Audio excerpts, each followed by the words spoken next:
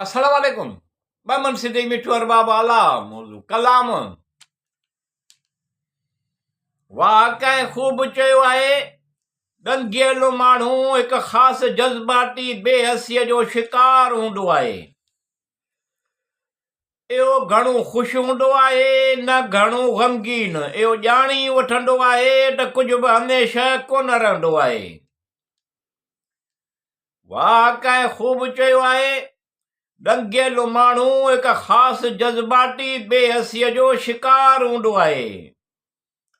इहो घणो ख़ुशि हूंदो आहे न घणो ग़मगीन। इहो ॼाणी वठंदो आहे त कुझु बि हमेशह कोन रहंदो आहे। इहो माण्हू अकेलो हूंदो आहे। उन जे भर पासे में केतिरी बि गहमा गहमी हुजे पर हू ॼाणे थो त इहो माण्हू अकेलो हूंदो आहे। उन जे भर पासे में केतिरी बि गहमा गहमी हुजे पर हू ॼाणे थो त जीअं ई का नई मुसीबत ईंदी सभु उनखे छॾे भॼी वेंदा। इहो माण्हू अकेलो ई हूंदो आहे। वाकई खूब चयो आहे। ॾंगियल माण्हू हिकु ख़ासि जज़्बाती बेहसीअ जो शिकार हूंदो आहे। इहो घणो ख़ुशि हूंदो आहे न घणो ग़मगीन। इहो ॼाणी वठंदो आहे त कुझु बि हमेशह कोन रहंदो आहे। अहिड़ा ॾंगियल अहिड़ा लॻल ॾंग उनखे ख़ुदि गर्ज़ ऐं सख़्तु दिलि बनाए छॾींदा आहिनि। अहिड़ा लॻल ॾंग उनखे ख़ुदि गर्ज़ ऐं सख़्तु दिलि बनाए छॾींदा आहिनि। इहा ज़िंदगीअ जी तलख़ हक़ीक़त सेखारींदी आहे। वाकई खूब चयो आहे। ॾंगियल माण्हू हिकु ख़ासि जज़्बाती बेहसीअ जो शिकार हूंदो आहे। इहो घणो ख़ुशि हूंदो आहे न घणो ग़मगीन। इहो ॼाणी वठंदो आहे त कुझु बि हमेशह कोन रहंदो आहे। माण्हू ज़रूरत जे वक़्तु गॾु हूंदा आहिनि पर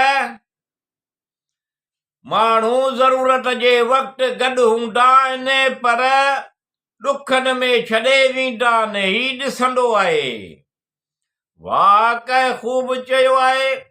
ॾंगियल माण्हू हिकु ख़ासि जज़्बाती बेहसीअ जो शिकार हूंदो आहे।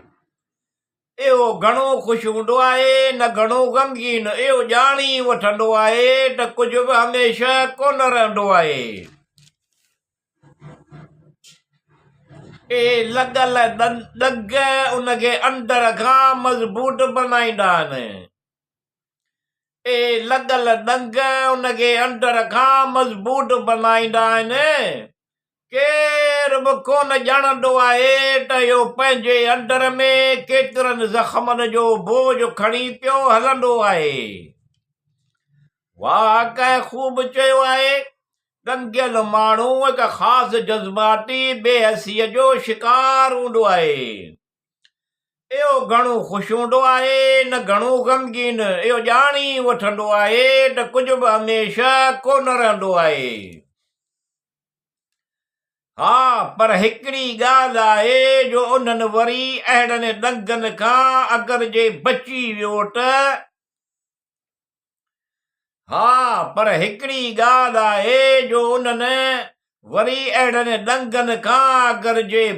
वियो त पोइ उनखे कहिड़ी शइ बि टोड़े कोन सघंदी। छो त इहो सभु कुझु सही चुको हूंदो आहे।